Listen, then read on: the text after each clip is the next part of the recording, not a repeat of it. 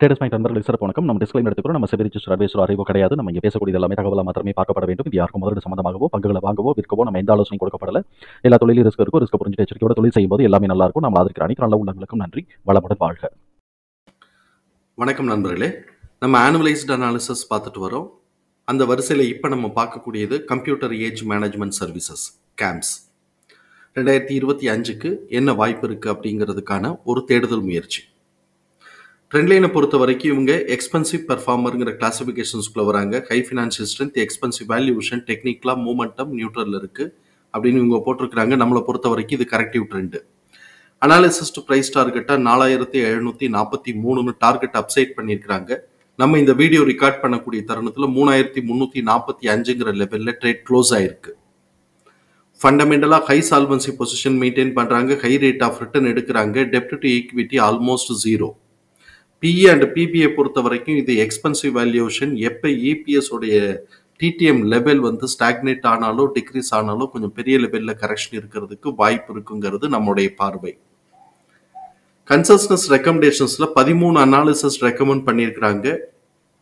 7 பேர் பை சொல்லியிருக்கிறாங்க, 4 பேர் ஹோல்டு சொல்லியிருக்கிறாங்க, 2 பேர் செல் சொல்லியிருக்கிறாங்க.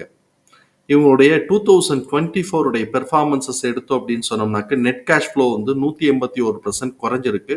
அதே சமயத்தில் இங்கே கேஷ் ஃப்ரம் ஆப்ரேஷன் 25% இன்க்ரீஸ் ஆயிருக்கு. ஸோ இப்போ கேஷ் ஃப்ரம் ஆப்ரேஷன் இன்க்ரீஸ் ஆயிருக்கு. சப்சிக்வெண்ட்டாக டிவிடெண்ட் கொடுக்கறதோ அதுக்கப்புறம் இன்வெஸ்ட்மெண்ட் சாஃப்ட்வேர் டெவலப்மெண்ட் இன்வெஸ்ட்மெண்ட்லையோ இவங்க செலவு பண்ணுறாங்க அப்படிங்கிறத புரிதலுக்குள்ள எடுத்துக்கிறோம். பேலன்ஸ் ஷீட்டை பொறுத்த வரைக்கும் இவங்களுடைய டோட்டல் அசெட் இன்க்ரீஸ் ஆயிருக்கு 28.9%. அதே மாதிரி ஷேர் ஹோல்டர்ஸ் ஃபண்டும் 17% இன்க்ரீஸ் ஆயிருக்கு. ஆனுவல் ரிசல்ட்டில் இவங்களுக்கு 2024ல் நெட் ப்ராஃபிட் 24% இன்க்ரீஸ் ஆயிருக்கு. அதே மாதிரி ரெவென்யூ 17.9% இன்க்ரீஸ் ஆயிருக்கு. இவங்களுடைய ப்ராஃபிட்டபிலிட்டி பார்த்தோம் அப்படின்னு சொன்னாக்க ஆப்ரேட்டிங் ப்ராஃபிட் மார்ஜின் 42% ஆகும், எபிட் மார்ஜின் 46% ஆகும், நெட் ப்ராஃபிட் மார்ஜின் 30% ஆகும் இருக்கு. எல்லாமே ஹையா இருக்கு. கண்டினியூஸா இவங்க பார்த்தோம் அப்படின்னு சொன்னாக்க கிட்டத்தட்ட ஒரு 6 வருஷமா இன்க்ரிமெண்டல் ட்ரெண்ட்லேயே தான் இருக்கிறாங்க. இப்பவும் இந்த வருஷமும் இது வரைக்கும் இவங்க இப்போ நமக்கு குமுலேட்டிவா டிடிஎம் நம்ம பார்த்தோம் அப்படின்னு சொன்னா 90 கிட்டக்க வந்துட்டாங்க. அப்ப இந்த தடவையும் இது கூட இருக்கிறதுக்கான வாய்ப்பு இருக்கும் அப்படிங்கிறத நம்ம புரிதலுக்குள்ள எடுத்துக்கிறோம். 4th குவார்ட்டர்ல கவுத்து விடாம இருந்தா சரிதான். அப்ப ஆனுவல் ரிசல்ட் வரும்போது கூட இருக்கும். அதுக்கு முன்னாடி அதுக்கு தேவையான அளவுக்கு ஏற்றி வச்சுட்டாங்கிறதையும் நம்ம புரிதலுக்குள்ள எடுத்துக்கிறோம். சரி, இப்படி இருக்கக்கூடிய பட்சத்துல எஸ்டிமேஷன்ஸ் நம்ம அனாலிசிஸ்ட் எதிர்பார்க்கக்கூடிய எஸ்டிமேஷன் 32.9% ஏபிஎஸ் உடைய growth இருக்குன்னு எதிர்பார்க்கிறாங்க. அப்படி வந்தது அப்படின்னு சொன்னா ஆவரேஜ் எஸ்டிமேஷன் 95ஆகவும் ஹை எஸ்டிமேஷன் 100ஆகவும் இருக்கு. 2026க்கு இவங்கள்ட்ட என்ன எஸ்டிமேஷன் இருக்குன்னு பார்த்தோம்னா ஆவரேஜ் எஸ்டிமேஷன் 114ஆகவும் ஹை எஸ்டிமேஷன் 124ஆகவும் இருக்கு. ஸோ இப்போ இந்த இடம் வரைக்கும் நமக்கு 2026 வரைக்கும் விசபிளா நமக்கு growth தெரியுது அப்படிங்கிறத நம்ம பார்க்குறோம். ஆனால் 2026ல் இவங்களோட எஸ்டிமேஷன் பிரகாரம் பார்த்தோம் அப்படின்னு சொன்னால் 20% இன்க்ரீஸ் ஆகுது. சப்சிக்வெண்ட்டாக வரக்கூடிய குவார்ட்டரில் இவங்க எப்படியெல்லாம் வரக்கூடிய இந்த 5 குவார்ட்டரில் எப்படி பெர்ஃபார்ம் பண்ண போகிறாங்களோ அதுக்கு ஏற்ற மாதிரி இந்த எஸ்டிமேஷன் ஆல்டர் ஆகிறதுக்கு வாய்ப்பு இருக்குங்கிறது நம்மளுடைய பார்வை. சரி, இப்படி இருக்கும்போது இவங்க வேற ஏதாவது மூவ்மெண்ட் ஏதாவது எடுத்திருக்கிறாங்களா அப்படின்னு சொன்னாக்க இவங்க டெவலப்மெண்ட்டுக்கு உண்டானதுல இந்த சாஃப்ட்வேர் அவங்களுடைய சாஃப்ட்வேர் அது சம்பந்தமான இனோவேஷன்ஸ் அதாவது புதுசாக ஏதாவது கண்டுபிடிக்கிறாங்க அப்படிங்கிறது நமக்கு முக்கியமாக அது ஒன்று தான் நமக்கு போட்டிருக்கிறாங்க. சப்சிக்வெண்ட்டாக பார்த்தோம் அப்படின்னு சொன்னால் இவங்களுடைய ஃபினான்ஷியல் ஸ்ட்ரென்த்தை ஷோ பண்ணுது. டிவிடெண்ட் பிப்ரவரி எக்ஸ் டேட் முடிஞ்சு போச்சு. 17 ரூபா 50 பைசா இன்ட்ரீம் டிவிடெண்டே போட்டிருக்கிறாங்க. இது அவங்களுடைய ஃபினான்ஷியல் ஸ்ட்ரென்த்தை காட்டுதுங்கிறது நமக்கு புரிய வருது. ஸோ இப்போ இப்படி இருக்கக்கூடிய இந்த சூழலில் இப்போ இவங்களுடைய எம்எஃப் என்ன குவார்டர்லி இப்போ கரண்ட் பெர்ஃபார்மன்சஸ் இபிஎஸ் உடைய கரண்ட் பெர்ஃபார்மன்சஸ் எப்படி இருக்குன்னு நம்ம பார்க்கணும். அப்படி இபிஎஸ் உடைய கரண்ட் பெர்ஃபார்மன்சஸ் பார்க்கணும்னா நம்ம குவார்டர்லி அனாலிசிஸ் பண்ணணும். குவார்டர்லி அனாலிசிஸ்ல Q3 அதாவது டிசம்பர் 2024 வரைக்கும் ரிசல்ட் வந்துருச்சு. அதனால இயர் ஆன் இயர்ங்கிறது டிசம்பர் 24 டிசம்பர் 2023யும் கம்பேர் பண்ண போறோம். அப்படி கம்பேர் பண்ணும்போது நெட் ப்ராஃபிட் 40% இன்க்ரீஸ் ஆயிருக்கு, ரெவென்யூ 28.8% குறைஞ்சிருக்கு. அதே சமயத்துல Q to Qன்னு வரும்போது ரெவென்யூ 7 கோடி தான் இன்க்ரீஸ் ஆயிருக்கு, நெட் ப்ராஃபிட் 3 கோடி தான் இன்க்ரீஸ் ஆயிருக்கு. அப்ப இது ஸ்டாக்னேஷன் லெவலுக்கு வருதா அப்படிங்கறத நம்ம வந்து வாட்ச் பண்ணணும். அடுத்த குவார்டர்ல திடீர்னு கூடவும் செய்யலாம். இப்ப இந்த இடத்துல பார்த்தோம் அப்படின்னு சொன்னா இப்ப 4 குவார்டரா பார்த்தோம்னா இந்த 20ங்கிற ரேஞ்சுக்குள்ளேயே 21ல இருந்து 25ங்கிற ரேஞ்சுக்குள்ளேயே இருக்கிறான். அதுலயும் வந்து இப்ப நமக்கு பார்த்தோம்னாக்க இபிஎஸ் உடைய லெவல் நமக்கு பார்த்தோம்னாக்க 25.4 இருக்கு. நெட் ப்ராஃபிட் 125, அது 3 கோடி தான். இபிஎஸ் உடைய லெவல் பார்த்தோம்னா 25.4 இருக்கு. இது போன குவார்டரை காட்டிலும் 60 பைசா தான் கூடி இருக்கு. இப்ப இவன் இந்த 4 குவார்டரா பார்த்தோம் அப்படின்னு சொன்னோம்னாக்க அவன் 21ல இருந்து 25ங்கிற லெவல்ல இருக்கிறான். இவன் இதை உடைச்சு அடுத்து 30, 25 தாண்டி ஒரு 28, 30ன்னு போகும்போது இது பிரைஸோட லெவல் வந்து அடுத்த கட்டத்துக்கு எடுத்துட்டு போறதுக்கு வாய்ப்புகள் இருக்கும். அது எப்படிங்கிறத நம்ம பார்ப்போம்.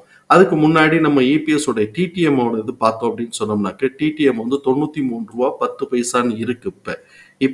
இப்ப இதுவும் பார்த்தோம் அப்படின்னு சொன்னா கண்டினியூஸா இன்க்ரீஸ் ஆகிட்டே இருக்கு, தொய்வே இல்லாம இன்க்ரீஸ் ஆகிட்டே இருக்கு.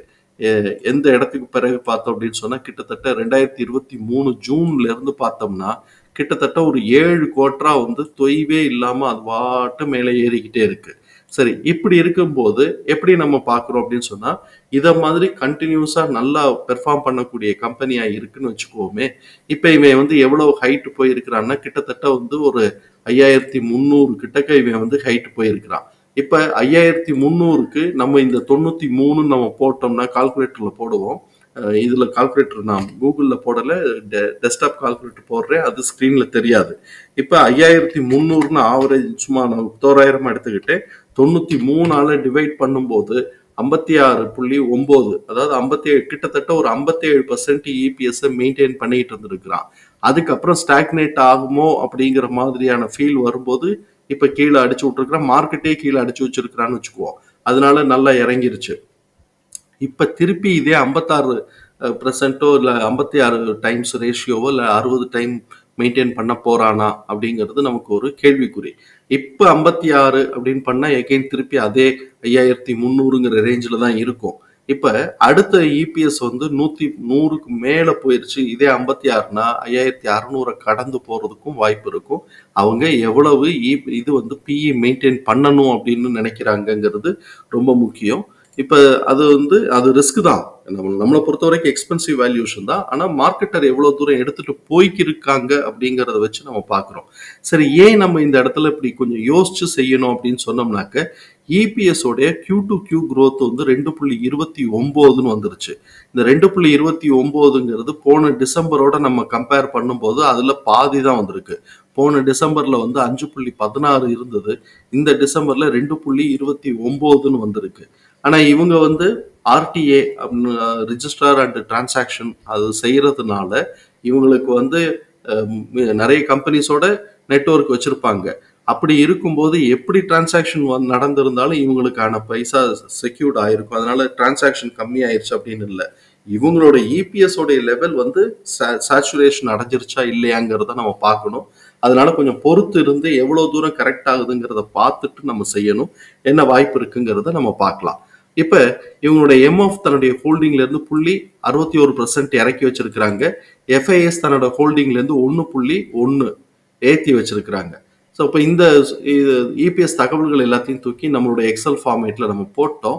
நம்ம எக்ஸல் ஃபார்மேட்ல நம்ம முக்கியமா பார்க்க வேண்டியது புக் வேல்யூ 186, அதோட ஃபேர் வேல்யூ 624. இப்ப ஃபேர் வேல்யூக்கு 5.3ங்கிற ரேஷியோல ட்ரேட் ஆகிக்கிட்டு இருக்கு. இப்ப இவனுடைய குமுலேட்டிவ் இபிஎஸ் பார்த்தோம்னா 72.1ஆகவும் அதோட ஆவரேஜ்னு பார்த்தோம்னா 24ஆகவும் இருக்கு. இபிஎஸ் ஓட டிடிஎம்ங்கிறது 93ஆகவும் அதோட ஆவரேஜ்னு பார்த்தோம்னா 23.2ஆகவும் இருக்கு. அப்ப நெக்ஸ்ட் குவார்டருக்கு உண்டான எஸ்டிமேஷன்ங்கிறது, இந்த ஆவரேஜ் எஸ்டிமேஷன்ங்கிறது 23.2ல இருந்து 24ங்கிற லெவல்ல இருக்கு. இப்ப இதுல ரெண்டு வேல்யூல எதை வேணாலும் எடுக்கட்டும், இல்ல இவன் இந்த எஸ்டிமேஷனை பீட் பண்ணி கொண்டு போனா எஸ்டிமேஷன் பீட் ஆயிடுச்சு சொல்ல போறாங்க, இல்ல இந்த எஸ்டிமேஷனையே எடுக்கிறான்னு வச்சா கூட Q3 காட்டிலும் ரெண்டுமே கம்மியான ரூபாயா இருக்குங்கிறத புரிதலுக்குள்ள எடுத்துக்கிறோம். அதே சமயத்துல எக்ஸிட் ஆக போறது என்னமோ 21 ரூபா. அதனால நமக்கு 23 ரூபா கிடைச்சா கூட கிட்டத்தட்ட நமக்கு ஒரு 2 ரூபா கூட தான் கிடைக்கும். ஆனா இது Q3 காட்டிலும் கம்மிங்கிறதுனால எய்தர் சைடுவேஸோ இல்லாட்டி கரெக்ஷனோ லீட் எடுத்தாலும் ஆச்சரியப்படுறதுக்கு இல்லை. அடுத்த அது ஆக்சுவல் ரிசல்ட் நல்லா வந்துருச்சு அப்படின்னு சொன்னாக்கா அடுத்த குவார்ட்டரோட எஸ்டிமேஷன் எவ்வளவு தூரம் மேலே ஏறுதோ அதுக்கு ஏற்ற மாதிரி மேலே கொண்டு போறதுக்கு வாய்ப்பு இருக்குங்கிறதையும் நம்ம புரிதலுக்குள்ள எடுத்துக்கிறோம். ஸோ இப்போ இந்த மாதிரியான சூழல் இருக்கு. இப்போ இதோட நார்மல் ப்ரைஸ் ரேஞ்சு, நான் நார்மல் ப்ரைஸ் ரேஞ்சுன்னு சொல்றது வந்து நம்ம வந்து நார்மலாக வச்சிருப்போம் பார்த்தீங்களா, 4லிருந்து 25 வரைக்கும் வச்சிருப்போம் இல்லைங்களா, அந்த ரேஞ்சுக்குள்ள கிடைக்கக்கூடிய ப்ரைஸ் ரேஞ்சு தான் நான் சொல்றது. இது 888லிருந்து 1249ங்கிற ரேஞ்சு காட்டிக்கிட்டு இருக்கு. இப்போ இதோடைய ஹை ப்ரைஸ்ல இருந்து இது வந்து பார்த்தோம்னா 2 டைம்ஸ் கிட்டத்தட்ட ஒரு 2 மடங்கு மேலேயே போயிருச்சு. 3300ன்னு வந்துருச்சு. கிட்டத்தட்ட ஒரு 2.5 மடங்கு 3 மடங்கு ஒட்டி வந்துருச்சு அப்படிங்கிறத நம்ம புரிதலுக்குள்ள எடுத்துக்கிறோம். அப்படி வருது அப்படின்னு சொன்னாக்க நம்ம எக்ஸ்பொனன்ஷியல் மெத்தட ஃபார்முலாக்குள்ள போகணும். எக்ஸ்பொனன்ஷியல் மெத்தடையும் ஃபார்முலாவையும் அது உடைச்சிருச்சு அப்படின்னு சொன்னா பிளாஸ்ட் ஃபார்முலாக்குள்ள போகணும். அதோட லெவல்ல எவ்வளவு தூரத்துக்கு வாய்ப்பு இருக்குங்கிறத நம்ம பார்க்கணும். ஸோ இப்போ இந்த மாதிரியான சூழல்ல இவன் வந்து நார்மல் இதை வந்து ட்ரேடிங் ரேஞ்சை தாண்டி போயிட்டா எக்ஸ்பொனன்ஷியல் ஃபார்ம்ல வந்திருக்கக்கூடியதை நம்ம வந்து சார்ட்ல மார்க் பண்ணியிருக்கிறோம். இப்போ நமக்கு எக்ஸ்பொனன்ஷியல் ஃபார்முலால நம்ம வந்து R4 வரைக்கும் நம்ம போட்டிருப்போம். R4 அப்படிங்கிறது நமக்கு கீழேருந்து மேலே ஏறுச்சுன்னா ரெசிஸ்டன்ஸ் சொல்றோம். இப்போ மேலேருந்து கீழே இறங்கிட்டு இருக்கிறதுனால நான் சொல்லக்கூடிய ரெசிஸ்டன்ஸ் எல்லாமே சப்போர்ட் ஆக்ட் பண்ணும். R4ங்கிறது 3589 இது சப்போர்ட் ஆக்ட் பண்ணியிருக்கும். S1ன்னு அதை நம்ம சொல்லிக்கலாம். அதுக்கு அடுத்தது R3ங்கிறது அடுத்த சப்போர்ட் பாயிண்ட் 2359, அதுக்கு அடுத்த சப்போர்ட் பாயிண்ட் 1852, தென் அடுத்த சப்போர்ட் பாயிண்ட் 1435, ஃபைனலா வந்து ஆரம்பிச்ச இடத்துக்கே வந்து நிக்குது, அதாவது பிரேக் பண்ண இடத்துக்கே வந்து நிக்குது அப்படின்னு சொன்னாக்க 1086. இதெல்லாம் சப்போர்ட் பாயிண்ட்ஸ். இப்ப இவன் வந்து என்ன பண்ணியிருக்கிறான், நம்மளுடைய எக்ஸ்பொனன்ஷியலி தாண்டி உடைச்சு போயிட்டான். அப்ப அது உடைச்சு போறான் அப்படின்னு சொன்னாக்க அவன் வந்து பிளாஸ்ட் ஃபார்முலால தான் போயிருக்கிறான்னு அர்த்தமாகுது. அப்ப பிளாஸ்ட் ஃபார்முலால 4000 கடந்து போகும்போது நம்ம கிடைக்கக்கூடிய பிரைஸ் ரேஞ்சுங்கிறது 1777ல இருந்து 1860 வரைக்கும் கிடைக்குது. இப்ப நான் வந்து 6777ல இருந்து 6868ங்கிற லெவல்ல கிடைக்குது. இப்ப நம்மளுடைய பிளாஸ்ட்ல நான் வந்து பிளாஸ்ட் 4 வந்து 6700ன்னு எடுத்து வச்சுக்கிட்டேன். இவன் R4க்கும் பிளாஸ்ட் 4க்கும் நடுவில் இருக்கக்கூடிய மிட் பாயிண்டோட அவன் திரும்பிட்டான். 5144ன்னு வருது. அதை காட்டிலும் ஒரு 150 ரூபாயே கூட ஸ்ட்ரைக் வச்சுட்டு இறங்கிட்டான். நல்ல கேண்டில், நல்ல ஸ்ட்ராங்கா இருந்த கேண்டில்ங்கிறது 5140 ஒட்டி இருந்திருக்கு. இப்ப அதை ஒட்டி இவன் கரெக்ஷன் எடுத்துட்டு இருக்கிறான். சப்சிக்வெண்டா இவங்களுடைய இபிஎஸ் உடைய லெவல் 100 கடந்து 100 140 அந்த ரேஞ்ச் 120 140ன்னு அந்த ரேஞ்சுக்குள்ள போயிட்டான் அப்படின்னு சொன்னாக்க இது வந்து மேலே ஏறுறதுக்கான வாய்ப்பு இருக்குங்கிறது நம்மளுடைய பார்வை. இல்ல இந்த ரேஞ்சுக்குள்ளேயே சுத்திக்கிட்டு இருக்கிறான், இல்லாட்டி இதுக்குள்ளேயே அட்ஜஸ்ட் ஆக போறான் அப்படின்னு சொன்னா கீழே இவன் வந்து சப்போர்ட் அடிக்கிறதுக்கான வாய்ப்பு இருக்குங்கிறது நம்மளுடைய பார்வை. இப்ப கீழே சப்போர்ட் எடுக்கிறான்னாக்க நம்ம ஆல்ரெடி பார்த்துட்டோம். நம்ம இங்க ஒவ்வொரு ரெசிஸ்டண்டா ஆக்ட் ஆனது ஃபுல்லா இப்ப சப்போர்ட் ஆக்ட் ஆகுங்கிறத நம்ம பார்த்துட்டோம். மேல போச்சு அப்படின்னு சொன்னா நமக்கு வந்து பிளாஸ்ட்ல நமக்கு கிடைக்கக்கூடியது 6700. இவன் எப்படி இபிஎஸ் சப்சிக்வெண்டா மெயின்டைன் பண்ண போறாங்கிறத பேஸ் பண்ணி தான் மேலையா கீழையான்னு நம்ம வரும். சரி, இது வந்து நம்மளுடைய ஃபார்முலா கால்குலேஷன்ஸ்ல வந்துருது. இதை நான் ஹைட் பண்றேன்.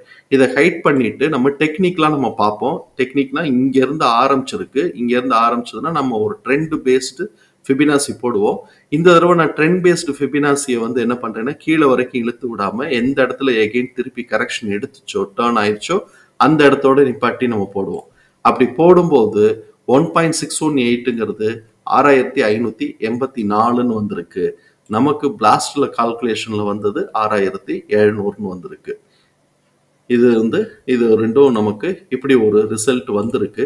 அதனால அவன் இபிஎஸ் அவன் உடைச்சு 100 தாண்டி உடைச்சு சப்சிக்வெண்டாவும் மேலே ஏறுவான், கீழே அட்ஜஸ்ட் ஆகுறதுக்கு வாய்ப்பு இல்லை அப்படிங்கிற சூழல் வந்துச்சு அப்படின்னு சொன்னா மேலே ஏறுறதுக்கு வாய்ப்பு இருக்கு, இல்ல கீழே அட்ஜஸ்ட் ஆகிறதுக்கு வாய்ப்பு இருக்கு அப்படின்னு சொன்னாக்க இங்க சப்போர்ட் அடிக்க வாய்ப்பு இருக்குங்கிறது நம்மளுடைய பார்வை. தகவல் பயனுள்ளதா இருக்கும் நம்புறேன். தகவல் பயனுள்ளதா இருந்ததுன்னா சங்கருக்கு ரொம்ப சந்தோஷம். நம்மளை ஆதரிக்கிற அனைத்து நல்ல உள்ளங்களுக்கும் நன்றி. வளமுடன் வாழ்க. நன்றி நண்பர்களே.